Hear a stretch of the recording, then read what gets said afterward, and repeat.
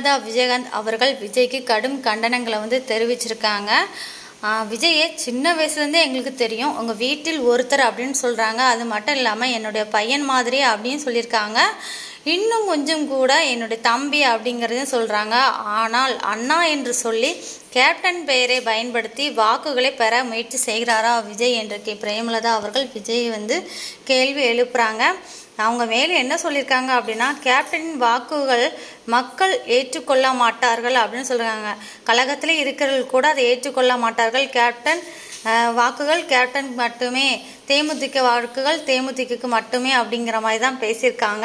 So இந்த கருத்து விஜயின் அரசியல் முயற்சிகளை நேரடியாக தாக்குவது போல பேசப்பட்டதால் அரசியல் வட்டாரங்களில் பரபரப்பை ஏற்படுத்தியிருக்கு. ஸோ இதை பற்றி பிரேமலதா அவர்கள் என்ன பேசினாங்க அப்படிங்கிறத பார்த்துடலாம். கேப்டனும் எஸ்ஏசி அவர்களும் 17 படங்கள் ஒன்றா நடிச்சிருக்காங்க அவர் டைரக்ஷனில். இன்றைக்கி தான் உங்களுக்கெல்லாம் விஜய் இப்போ பெருசாக தெரியுது. சினிமாவில் அரசியலுக்கு வந்த பிறகு நாங்கள்லாம் சின்ன பையனாக இருந்த காலத்துலேருந்து கேப்டன் அவங்கள பார்த்துருக்காரு. நம்ம வீட்டுக்கு பக்கத்து தான் அவங்க வீடு. அதனால் உங்களுக்கு வேணா விஜய் எங்களுக்கு எங்கள் பையன்தான் நான் சொல்லுவேன். இப்போ விஜய் பிரபாகர் சண்முக பாண்டியன் எப்படி அந்த மாதிரி தான் விஜய். என்னை பொறுத்த வரைக்கும் ஏஐயில் கூட அவர் இப்போ கேப்டனை யூஸ் பண்ணலாம், தாராளமாக பண்ணுங்கணும். செந்தூர பாண்டி அப்படின்னு ஒரு படத்தில் கேப்டன் நடித்து கொடுத்தாரு. இன்றைக்கி அவர் நல்லா இருக்கார், வாழ்த்துக்கள்.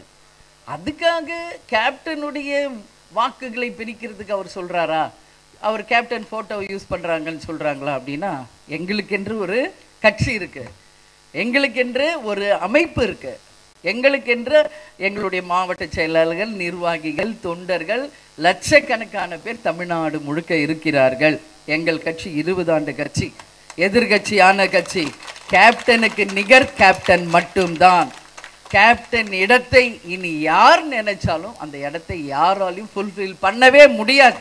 இதுதான் உண்மை.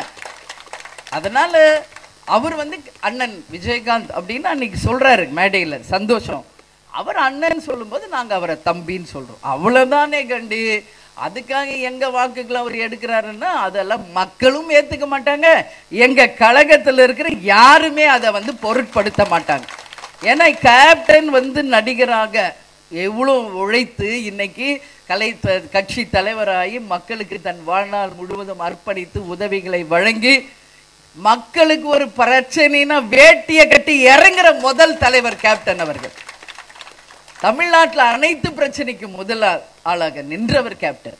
அதனால கேப்டனை யாரோடையும் கம்பேர் பண்ணக்கூடாதுங்க, அது தவறான முன்னுதாரணம் ஆயிரும். அதனால யாரும் கேப்டன் இடத்தை ஃபுல்ஃபில் பண்ண முடியாது. கேப்டனுக்கு நிகர் கேப்டன் மட்டுமே, தேமுதிகவுக்கு நிகர்